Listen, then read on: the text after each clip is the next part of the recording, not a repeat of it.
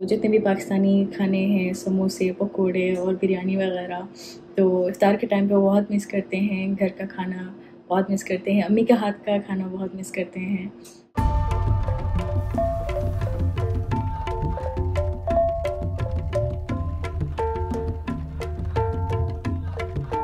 मेरा नाम सानिया अजीज़ है और मेरा ताल्लुक़ पाकिस्तान हुंजा से है। मैं इंडोनेशिया में पिछले 2 साल से हूँ।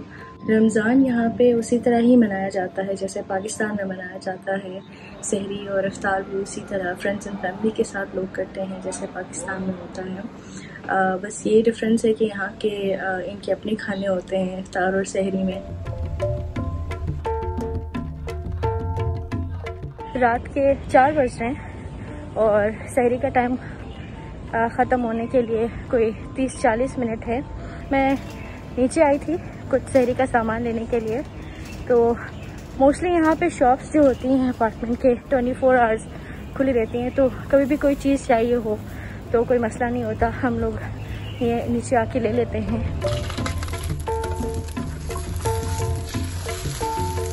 इंडोनेशिया एक मुस्लिम कंट्री है और यहाँ पे 90% जो लोग हैं वो मुस्लिम हैं, तो अज़ानें होती रहती हैं, सहरी का टाइम पता चलता है इजीली। इंडोनेशिया एक ट्रॉपिकल आइलैंड है। सारा साल यहाँ पे एक ही मौसम रहता है, एक जैसा ही मौसम रहता है। या तो धूप निकलेगी या बिन बताए बारिश होगी। इस जगह को आंचोल बीच कहते हैं। ये भी जकार्ता में ही है। इस टाइम सुबह के 6 बज रहे हैं। जितने भी बुजुर्ग ख़वातीन हैं उनका एक प्रोग्राम चल रहा है यहाँ पे, तो अपने डांस प्रैक्टिसेस कर रहे हैं। यहाँ पे 2 पाकिस्तानी रेस्टोरेंट्स हैं और 2 शॉप्स हैं जहाँ से हमें पाकिस्तानी चीज़ें इजीली मिल जाती हैं।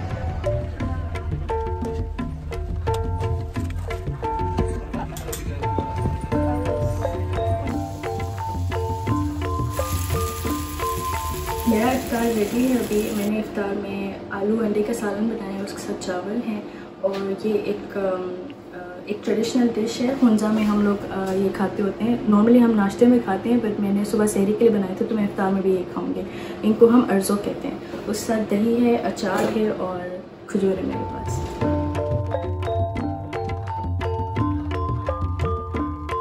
अक्सर इफ्तार के बाद हम लोग बाहर आते हैं।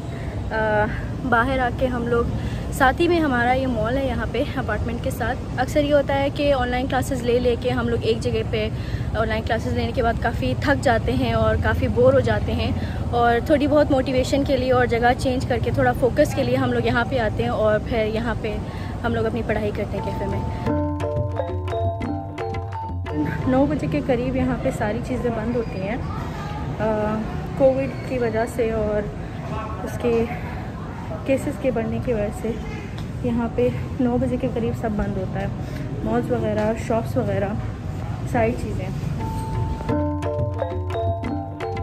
जैसे पाकिस्तान में सब मिलजुल के इफ्तार करते हैं, सब मिलजुल के सहरी करते हैं, साथ रोज़ा रखते हैं, साथ रोज़ा खोलते हैं, तो वो एक चीज़ बहुत मिस करते हैं। घर की याद बहुत आती है।